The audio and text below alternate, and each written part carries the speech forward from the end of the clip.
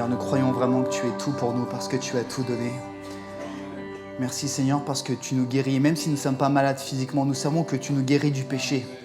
Tu nous guéris de cette appartenance au péché. Tu nous sauves, Jésus. Vraiment, viens par ton esprit parler à nos cœurs aujourd'hui, Seigneur, en cet instant, pour que nous puissions tous ensemble nous rapprocher de toi. Amen. Amen. Gloire à Dieu. Je vous invite à vous asseoir. Merci à l'équipe de louange pour ce temps de louange. Bienvenue à tous et à toutes. Je ne vais pas vous demander comment allez-vous ce matin, on vous l'a déjà demandé 2 fois, donc je ne vais pas faire une 3e fois. Par contre, ce que je peux faire, c'est vous demander, est-ce que quelqu'un vous a accueilli ce matin ? Est-ce que quelqu'un vous a serré la main ou vous a embrassé ? Oui. Ok. Est-ce qu'on peut le refaire ce matin ? Peut-être se tourner vers quelqu'un. Ne vous tournez pas vers votre femme, ça c'est tricher. Peut-être vers quelqu'un et lui dire « Écoute, je ne te connais pas, mais sois le bienvenu. » Est-ce qu'on peut le faire ? Vous pouvez même vous lever.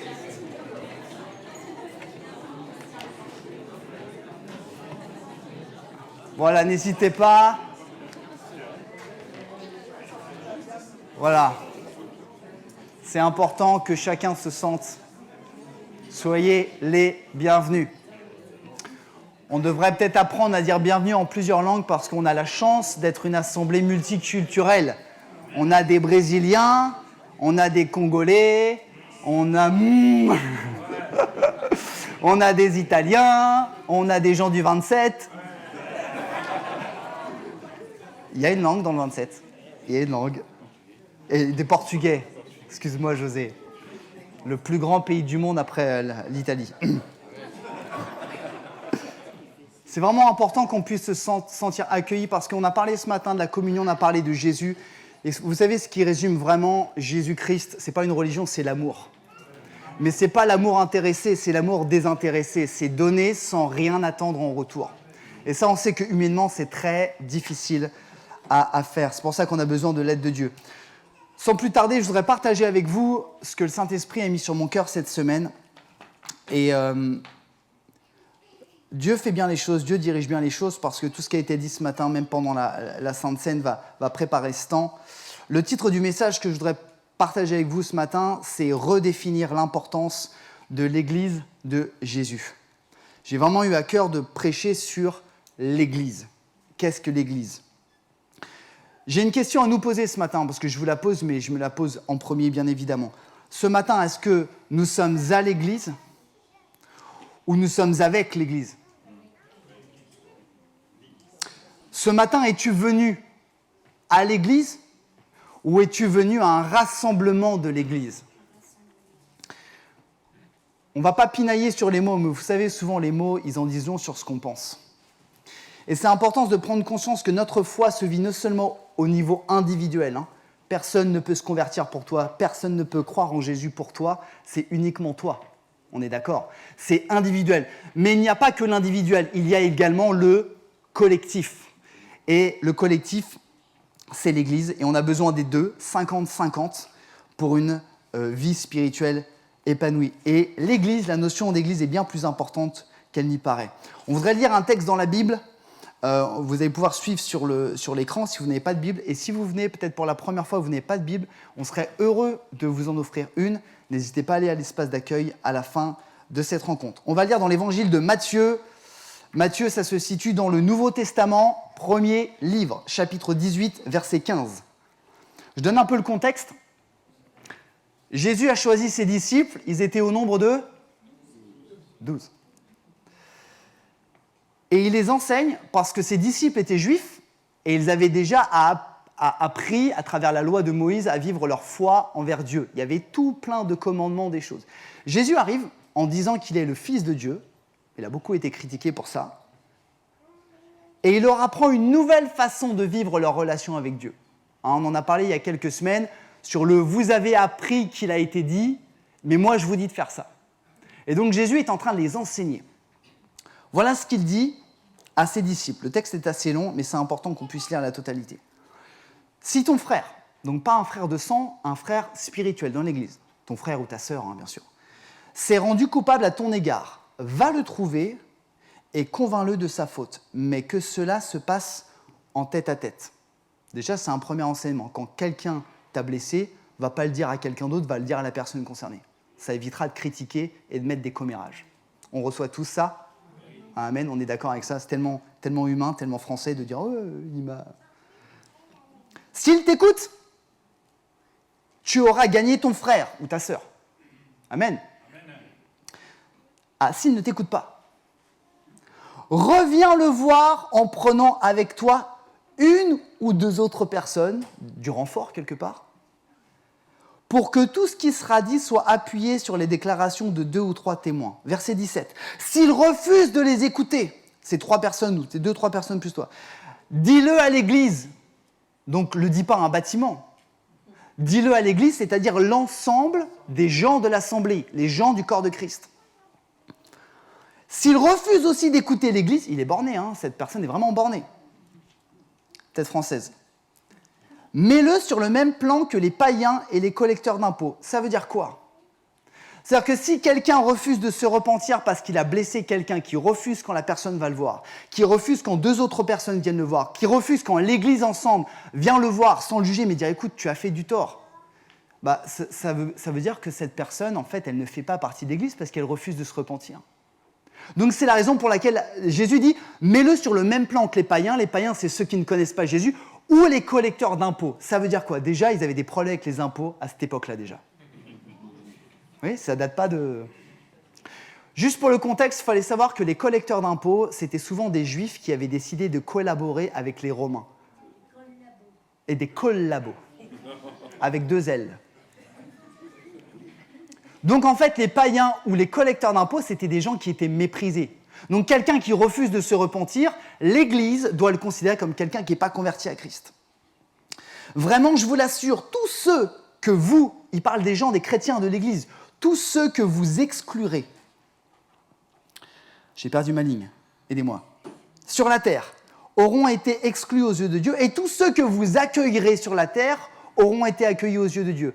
Parce que ça veut dire que la personne, elle pourrait également se repentir et être accueillie par l'Église. On est d'accord avec ça ? Ça va dans les 2 sens. Verset 19. J'ajoute que si, on connaît ça tous, 2 d'entre vous se mettent d'accord ici-bas au sujet d'un problème pour l'exposer à mon Père Céleste. Qu'est-ce qui se passe ? Qu'est-ce qui se passe ? Il les exaucera. Ah, ça a coupé, c'est pour ça. Vous connaissez pas le texte par cœur, mince. C'est pas grave, pas besoin de la technologie. Car là où 2 ou 3 sont ensemble en mon nom, Jésus, je suis au milieu d'eux. Ce texte parle clairement de l'Église, de l'importance de l'Église, de la mission de l'Église, du fonctionnement de l'Église. Aujourd'hui, tout le monde connaît le mot Église. Le problème, c'est que parmi les gens qui sont non-croyants, il y a un lapsus, enfin pas un lapsus, mais il y a un mélange qui est fait. On pense que les églises, ce sont les beaux bâtiments. D'accord ? C'est magnifique, j'ai rien contre les beaux bâtiments, mais c'est absolument pas un beau bâtiment. Et même parmi ceux qui sont croyants, qui se disent chrétiens, il y a quelque part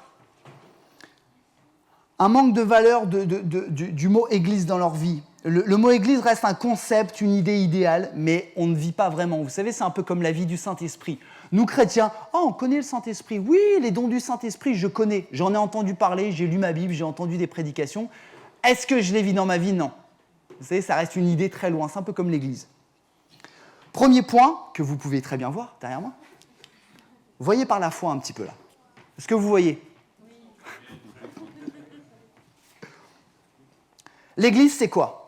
L'Église vient du mot grec « ecclésia », qui veut dire « assemblée ». J'ai un frère qui a enseigné le grec ici, ou le latin, je ne sais plus. C'est quoi que tu as enseigné ? Les 2 ? Je ne sais plus. Rien du tout. Ah, c'était la philo. Parce que pour moi, la philo, c'est comme du grec, c'est pour ça. C'est bien la philo, c'est ça ? L'Église vient du mot grec « ecclésia » qui veut dire « assemblée », mais ça veut surtout dire « appeler hors d'eux ».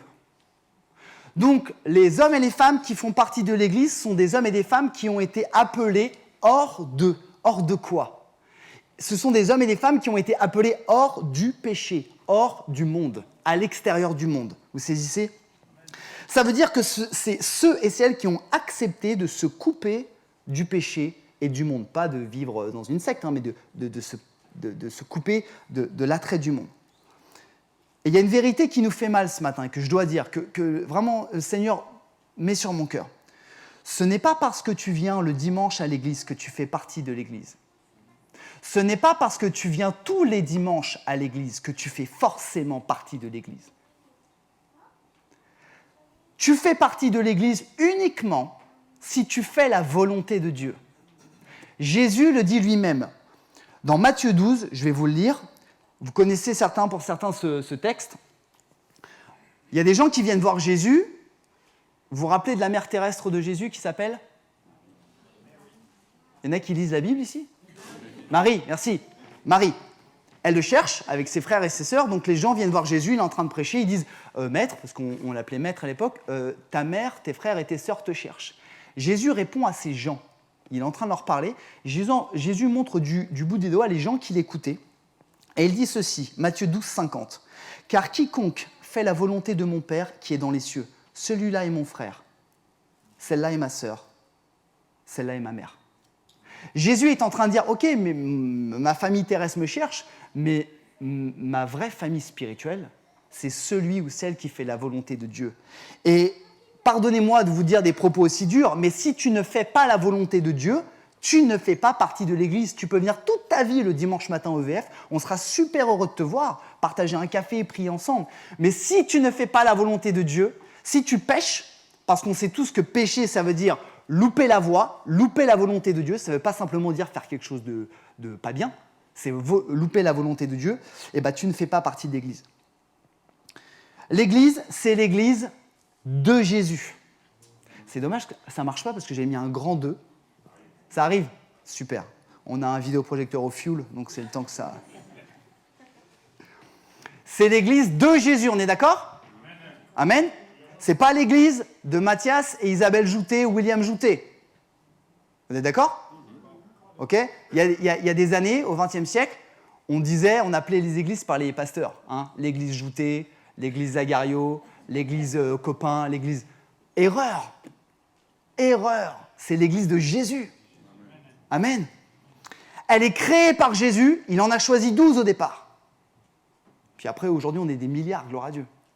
Elle est créée par Jésus, elle est enseignée par Jésus, elle est fondée sur Jésus et elle est missionnée par Jésus. Donc l'église, c'est l'église de Jésus. Elle appartient à personne d'autre mais Jésus. La Bible nous dit que Jésus est le fondement de l'église. L'apôtre Paul dit que personne ne peut poser un autre fondement que Jésus. Jésus, c'est la base, c'est la fondation de l'église. Et la Bible nous dit que Jésus est la tête et que l'église est le... Ok, j'ai réfléchi un peu à ça. Ça m'arrive des fois un peu de réfléchir. Jésus est la tête, nous sommes le corps. Donc un corps ensemble. Vous savez, il y a 2 organes les plus importants dans notre corps humain. Vous savez lesquels ? Le cœur et... Ok, c'est pas l'estomac. Hein. Le cœur, c'est une pompe qui vous fait vivre. Le cerveau, c'est un ordinateur qui donne des informations et des ordres pour que votre corps le suive. On est d'accord ?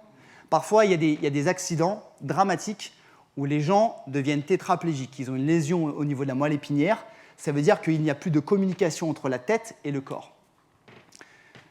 Jésus est la tête, nous sommes le corps. Si nous ne sommes pas le corps de Christ, Jésus va donner des informations et des ordres à qui ? Si tu refuses de suivre Jésus, si tu refuses d'écouter Jésus, Jésus est la tête, mais où est le corps ? Où est la main qui va secourir quelqu'un, qui va prier pour quelqu'un ? Où sont les pieds qui vont aller marcher pour venir en aide à quelqu'un que tu ne connais pas ? Jésus est la tête, nous sommes le corps. Est-ce que je suis bien au clair par rapport à cette vision de l'Église ? Deuxième point, pourquoi l'Église ? Je me suis... Oh super, c'est revenu. Vous ne m'avez pas prévenu en plus. Pourquoi l'Église ? Vous êtes-vous posé la question, pourquoi Jésus a-t-il créé l'Église ? Est-ce qu'il y a déjà des gens dans cette assemblée qui se sont posé cette question ? Pourquoi ? J'y vois 2 raisons, il y en a beaucoup plus. J'y vois 2 raisons. Parce que si Dieu a créé quelque chose, c'est qu'il y a une utilité, on est d'accord ? Si Dieu t'a créé, c'est que tu as une utilité. Si Dieu a créé les moustiques, c'est qu'il y a une utilité. D'accord ? Si Dieu a créé la pluie, les nuages et la Normandie, c'est qu'il y a une raison. L'intérêt de l'Église. Première chose, Dieu, Jésus, ils sont le créateur du groupe. Au départ, Dieu a créé Adam et il a vu que Adam tout seul, il était perdu. Et il a créé la plus belle créature technologiquement avancée qui est la femme. Pas beaucoup de féministes dans la salle. La Bible dit que Dieu a trouvé parmi les animaux aucun être vivant qui soit l'égal de l'homme pour lui venir en aide. Il a créé la femme pour aider l'homme, pour qu'ils soient unis. Dieu sait que seuls, nous sommes faibles et que nous avons besoin d'aide. Nous avons besoin d'aide les uns des autres. C'est la raison pour laquelle nous, à l'Église Vie-et-Foi, nous aimons nous regrouper. Le dimanche, le jeudi, on aime les groupes de maison, on aime les petits groupes, on aime toutes les formes de groupes parce qu'on sait que seul, c'est pas chrétien ce dicton, mais on dit que l'union fait la force. Vous savez qu'on dit que seul on va plus vite, mais à plusieurs on va plus loin. Et il n'y a pas besoin d'être croyant pour comprendre et être d'accord avec ça. Écoutons cela. L'Église n'est pas des additions. L'Église, ce sont des combinaisons. L'Église, c'est pas toi, plus moi, plus un, plus... Ok, vous connaissez ça? Non, c'est toi, avec moi, avec lui, avec elle, parce que lui peut faire quelque chose que je ne peux pas faire. Et elle a des dons que je n'ai pas. Vous saisissez? L'Église, c'est pas plein de petits bonhommes, ou plein de petites bonnes femmes, les uns à côté des autres. C'est un édifice, c'est un corps qui s'enchevêtre, qui travaille ensemble. Et c'est une chance que nous soyons différents parce que Dieu nous a créés pour être complémentaires. On se dit souvent les hommes et les femmes, oh là, les hommes et les femmes, on est vraiment différents, on n'est pas fait pareil. C'est frustrant, mais gloire à Dieu. Non, vous n'avez pas envie de dire... Il y a bien de raison. Hein. Lisons Éphésiens 4,16 pour cette combinaison, cette complémentarité. C'est de lui, Jésus, c'est de lui, que le corps, nous, tout entier tire sa croissance pour s'affermir dans l'amour. Ok, on a parlé d'amour. Sa cohésion et sa forte unité. Lui venant de toutes les articulations dont il est pourvu, c'est-à-dire nous, pour assurer l'activité attribuée à chacune de ses parties. C'est-à-dire que tu es une partie de l'Église, si jamais tu es croyant, si tu fais la volonté de Dieu. Et la partie que tu fais ne peut pas être faite par la personne qui est à gauche ou à ta droite. Est-ce qu'on en est bien conscient de ça?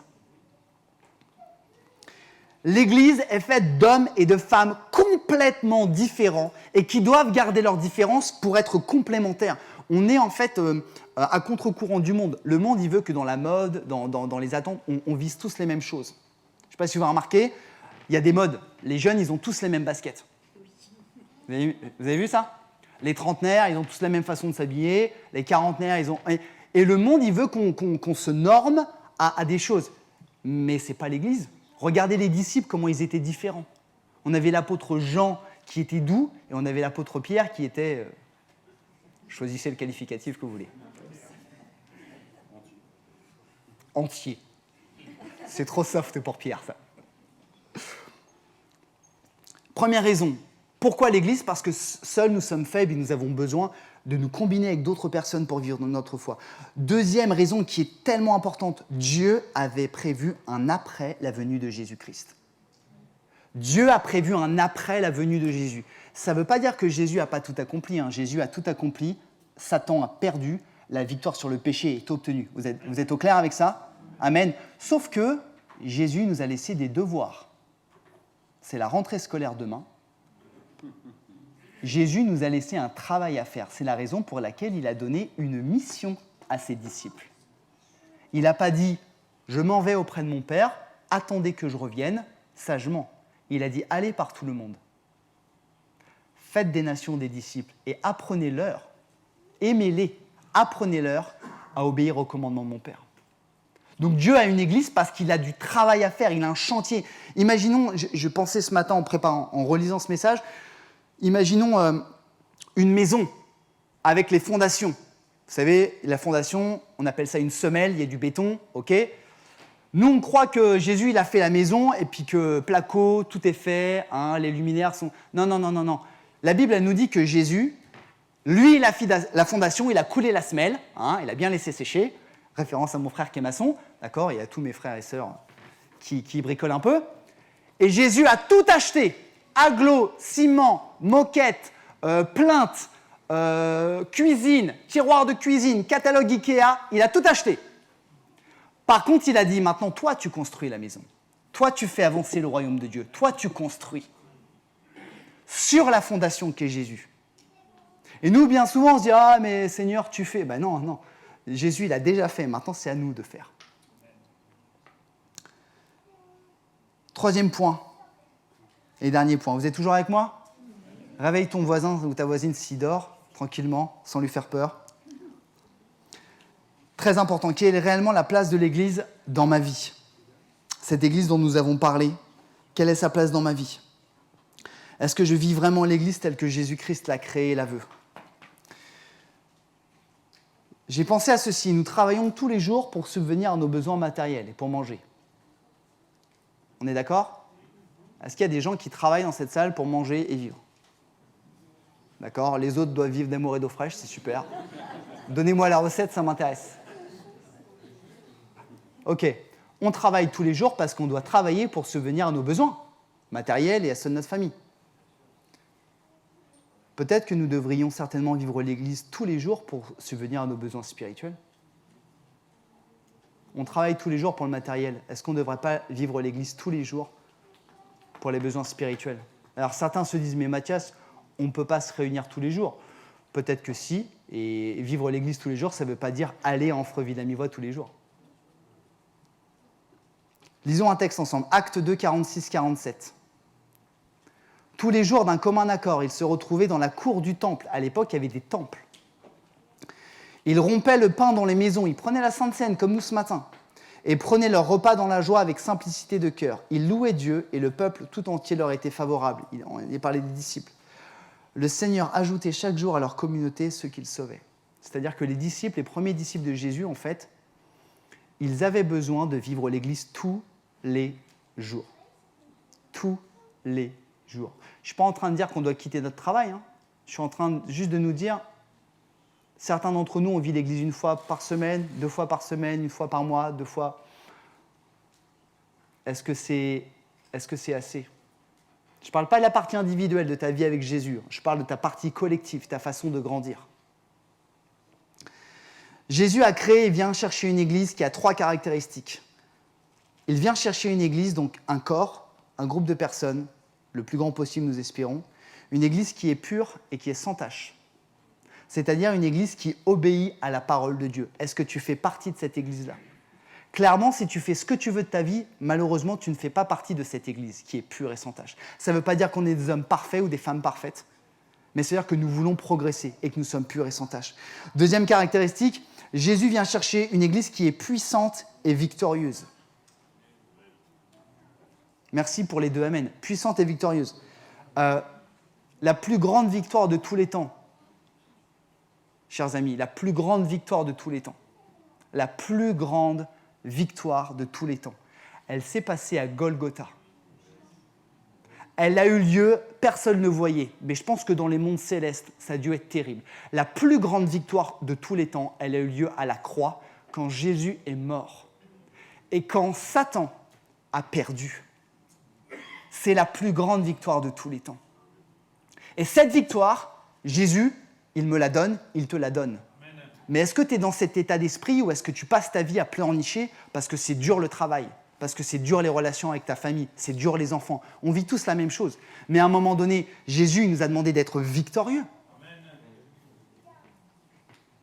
Il vient chercher également, j'aime beaucoup ce point, une église qui est fructueuse, qui porte des fruits. Une église qui se multiplie et qui fait des disciples. Vous savez très bien qu'à l'église Vie et Foi, on veut vraiment accompagner, former des disciples. Ça veut dire quoi? C'est amener des gens à suivre le Seigneur Jésus, à grandir et les amener eux-mêmes à accompagner de nouvelles personnes. Ça s'appelle la multiplication et c'est complètement biblique. Jésus, vous connaissez la parabole des talents. Jésus vient chercher une église qui est fructueuse. Jésus ne vient pas chercher un arbre qui est tout sec sans pommes. Je ne suis pas très bon en jardinage, mais il me semble que les arbres, ça porte des fruits 1 an sur 2, c'est ça? Non, Cyril? Tous les ans? Ah bon, on m'a arnaqué alors. Ah d'accord, les pommiers, 1 an sur 2. Ok. Il y a des arbres qui portent des fruits 1 an sur 2. Jésus, il n'a pas voulu faire une église qui portait des fruits 1 an sur 2. Jésus, il souhaite que son église, elle porte des fruits et des fruits et des fruits et des fruits et des fruits. Amen. Est-ce que vous le croyez ça? Sans vouloir être présomptueux, si vous ne le croyez pas, je vous encourage à relire la Bible.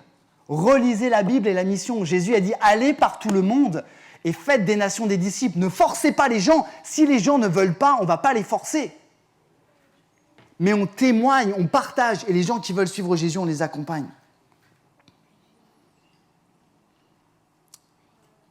Question qu'on doit se poser à chacun d'entre nous ce matin. Suis-je un consommateur de l'Église ou suis-je un générateur de l'Église? Est-ce que tu viens sans aucun jugement? Est-ce que tu viens pour consommer le café, consommer la louange, consommer bien ce que le pasteur il a dit ce matin? C'était un peu dur, hein, mais j'ai bien aimé ses blagues. Est-ce que tu viens, tu consommes et tu pars? Donc tu n'apportes aucune plus-value. Tu n'apportes même pas un culte à Dieu. Ou est-ce que tu es générateur? Tu viens, tu apportes, tu sers, tu bénis, tu accueilles, tu adores Dieu. Suis-je consommateur ou suis-je générateur? Vous savez, on dit souvent en France, il y a une partie de la population, il y a beaucoup de gens qui sont assistés, tout ça. Portons un regard sur l'Église aussi des fois. Est-ce qu'on n'est pas un peu assisté? Pardonnez-moi de ces propos un peu durs. Mais est-ce qu'on n'est pas un peu des assistés de la parole de Dieu des fois? On vient, on attend, on reçoit et on part. Alors que Dieu veut que nous apportions un culte. Il veut que nous apportions un culte. Bien sûr, il nous bénit. Bien sûr, il nous bénit. Mais Jésus, il a déjà tout donné pour nous, à nous de donner. Je termine par les signes qui montrent que je vis l'Église telle que Jésus la veut. Il y en a plein d'autres, mais j'en ai relevé 3. Numéro 1, si je vis l'Église réellement telle que Jésus l'a créée, la veut, je donne priorité au rassemblement. Je donne priorité au rassemblement. Je donne priorité au rassemblement. Excusez-moi, je répète. Je commence à prendre de l'âge. Ça veut dire que si je donne... C'est-à-dire quoi, je donne priorité au rassemblement? C'est-à-dire qu'à chaque fois que j'ai l'opportunité de me rassembler avec d'autres chrétiens, que ce soit le dimanche, que ce soit le jeudi, que ce soit un groupe de maison, tous les 3e jeudis du mois, que ce soit avec mon petit groupe par les réseaux sociaux, à chaque fois que je peux, je fais. Moi, j'aime bricoler. Je ne suis pas très bon, mais j'aime bricoler. À chaque fois que je peux bricoler, Je quoi? Je bricole. Ou je me déchire, mais bon, c'est la même chose. Si j'aime Jésus, à chaque fois que je peux me rassembler avec d'autres personnes qui aiment Jésus, ne devrais-je pas me rassembler avec elles? Ça paraît logique, hein. Puis après, on a toute la liste de choses à faire, les courses, les enfants, la série de Netflix, les contraintes. Rappelez-vous, car là où 2 ou 3 sont ensemble en mon nom, je suis au milieu d'eux. Jésus l'a dit, là où 2 ou 3. Pourquoi? Parce que quand on se rassemble, il y a la présence de Dieu, on partage la parole, on prie ensemble, l'activité du Saint-Esprit. Et Jésus a permis à l'Église de se rassembler, mais de différentes façons. Il y a la grande assemblée, on peut se réunir peut-être par 2, par 3, par 5, peu importe. Et le rassemblement a un intérêt pour moi et pour l'Église. Rappelez-vous, on est une combinaison. Donc en fait, quand tu viens à un rassemblement, sans le savoir, tu peux, et je prie que tu sois une occasion de bénédiction pour les autres personnes. Est-ce que vous êtes déjà allé à un rassemblement d'église en disant « Je vais peut-être bénir quelqu'un aujourd'hui ». Pensons à ça. On vient en se disant « Ah, j'ai besoin, merci Seigneur, tu vas me bénir, ça me fait du bien ». C'est cool, c'est super. Mais si on pensait aussi « Seigneur, que tu puisses m'utiliser aujourd'hui, que je puisse prier pour quelqu'un, que je puisse accueillir pour quelqu'un, que je puisse pratiquer un don du Saint-Esprit pour aider quelqu'un ». Intérêt pour moi, intérêt pour l'Église. Deuxième signe qui montre que je vis l'Église. Je m'exerce, grâce au Saint-Esprit, à aimer spirituellement les enfants de Dieu. Je m'exerce grâce au Saint-Esprit, pas grâce à la bonne volonté. Je m'exerce grâce au Saint-Esprit à aimer spirituellement les autres chrétiens. J'ai bien dit aimer spirituellement, parce que aimer charnellement, ça s'appelle avoir des amis. L'Église, ce n'est pas un groupe d'amis. On peut avoir des amis dans l'Église, il n'y a aucun souci, j'ai des amis dans l'Église. Mais Dieu ne nous demande pas d'être des copains ou des amis. Dieu nous demande d'être des frères et sœurs en Christ et d'avoir de l'amour de Dieu pour celui ou celle qui est à côté de moi et qui est habillé de façon très bizarre. Ne regardez pas la personne à côté de vous. Réfléchissons à ça. Réfléchissons à ça.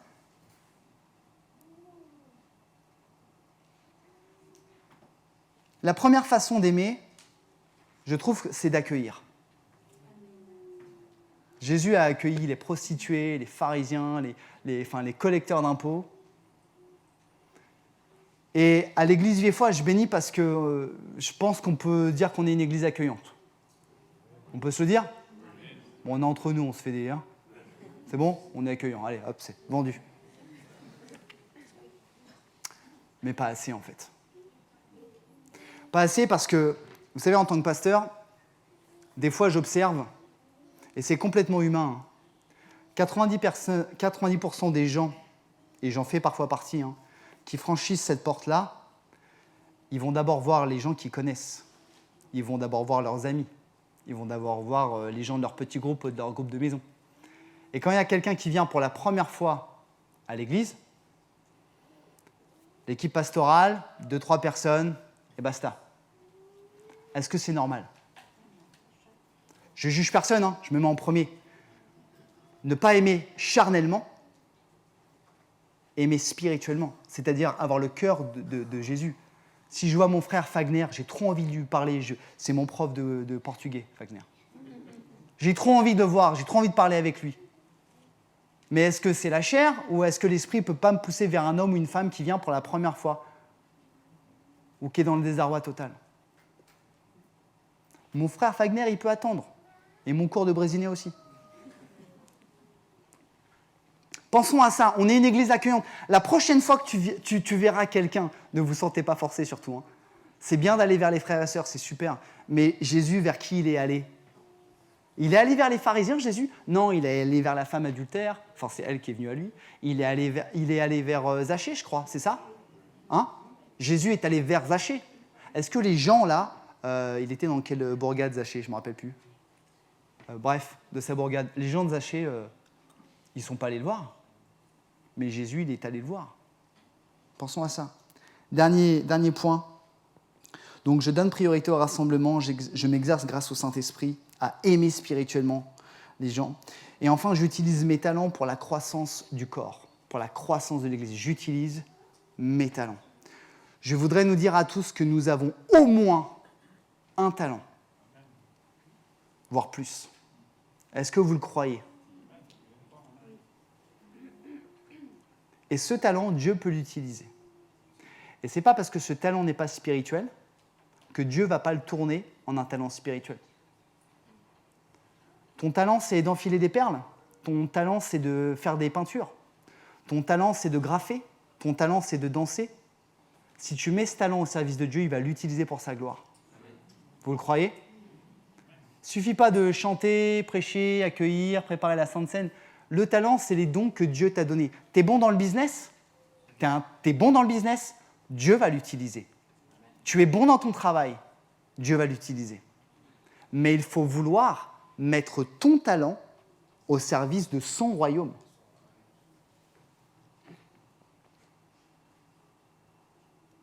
Quand je mets mon talent au service de Jésus, clairement, je m'investis dans un service.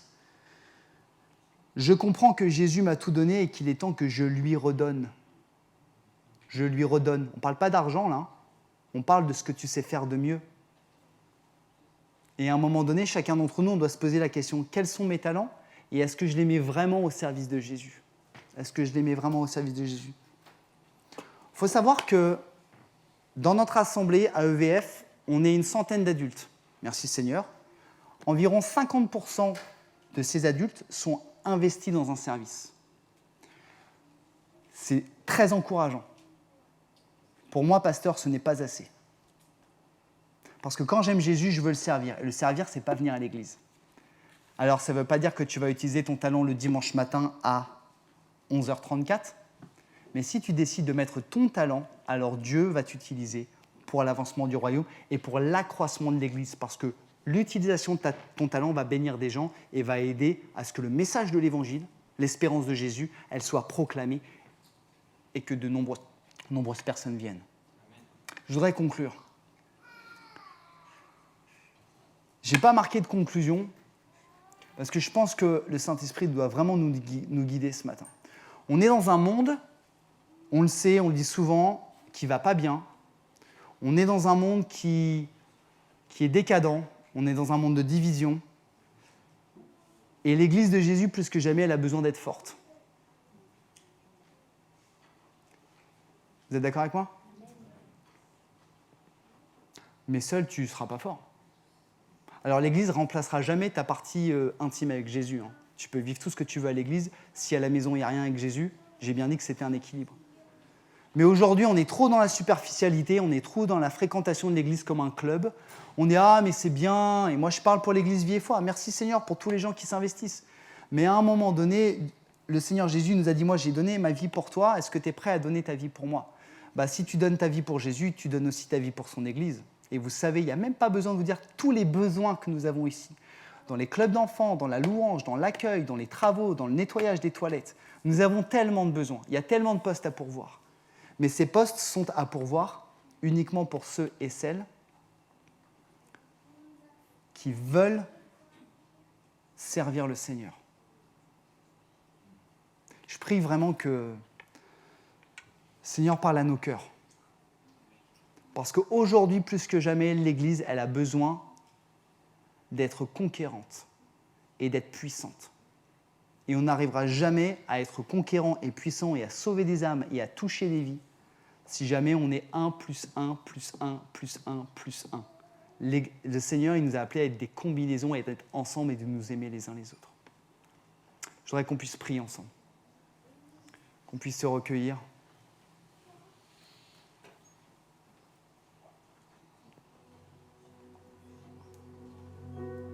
Juste qu'on prenne un temps.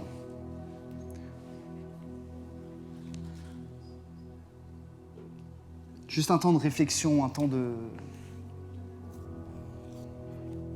d'introspection. Et je voudrais m'adresser à toute personne, y compris les gens qui nous suivent sur la chaîne YouTube.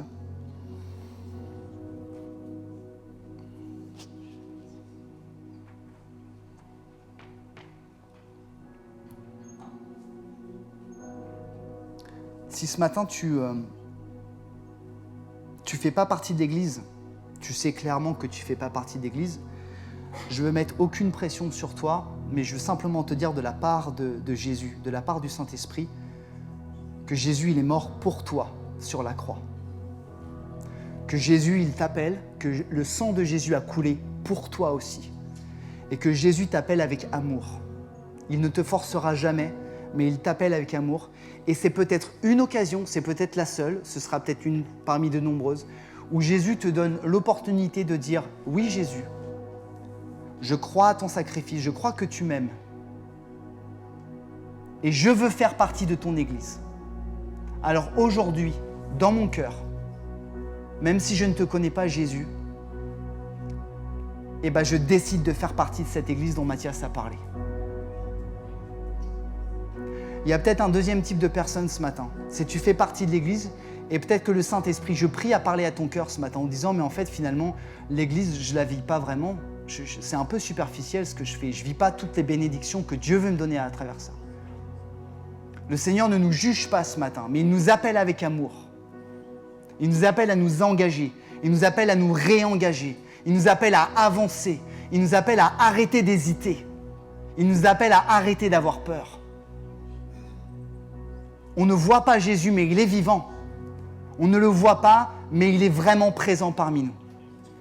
Je veux vous le dire, je le crois. Et que tu sois dans le premier type de personne, ou que tu sois dans le deuxième type de personne, peu importe.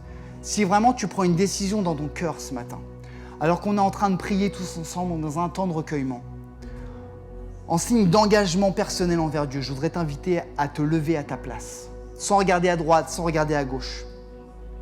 Si le Seigneur te parle ce matin pour t'engager, qui que tu sois, lève-toi à ta place.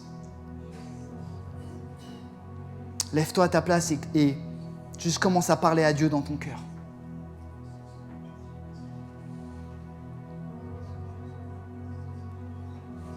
Qu'on puisse vraiment rester dans ce temps de prière.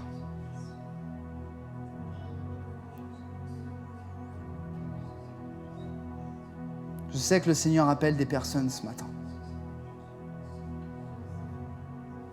Prenons encore quelques secondes. C'est vraiment entre nous et Dieu.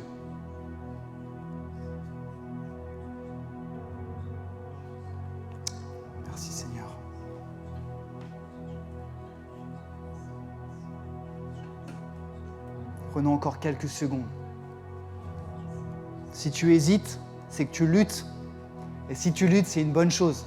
Parce que l'ennemi ne veut pas que tu sois sauvé. L'ennemi ne veut pas que tu t'engages envers Jésus parce qu'il sait quelles sont les bénédictions.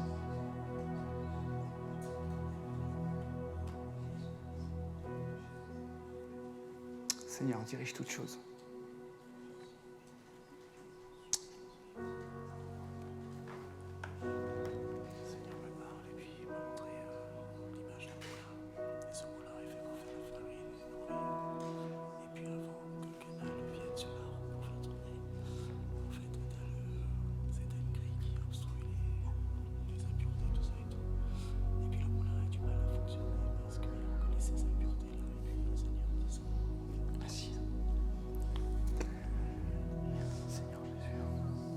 Pendant ce culte, et j'avais pas l'impression de donner ça, mais le Seigneur veut parler à quelqu'un, peut-être à nous tous, et ouais, je pense que c'est ça.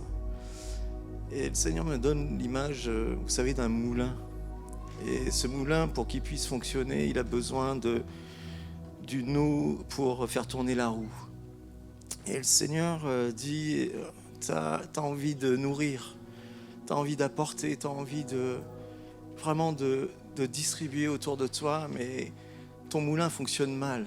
Parce que vous savez, avant que ce cours d'eau arrive jusqu'à la roue, il y a une grille qui enlève toutes les impuretés. Et le Seigneur te dit, tu vois pas cette grille qu'elle est encombrée. Et en fait, tu peux pas nourrir les gens tant que tu enlèves pas toutes ces impuretés, tant que tu enlèves pas tous ces obstacles qui fait que cette eau jaillit, que cette eau fasse tourner cette roue et puisse broyer le grain pour que tu puisses nourrir ceux qui sont à côté de toi, ceux qui sont là, proches de toi. Et le Seigneur te dit simplement, enlève ces choses-là, parce qu'il y a tellement de choses qui t'empêchent que je puisse couler en toi librement, que je puisse vraiment me répandre en toi comme je le voudrais. Enlève ces choses-là. Je sais que tu les connais. Je sais ce qui t'empêche que je puisse vraiment me déverser en toi. Je les ai révélés à ton cœur et je les révèle maintenant encore plus.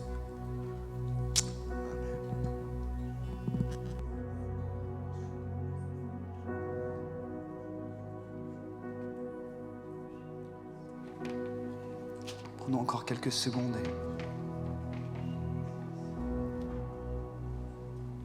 Seigneur, appelle une dernière fois ce matin.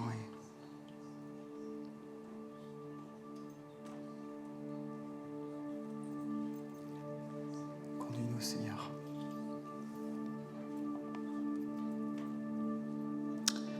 Merci, Seigneur.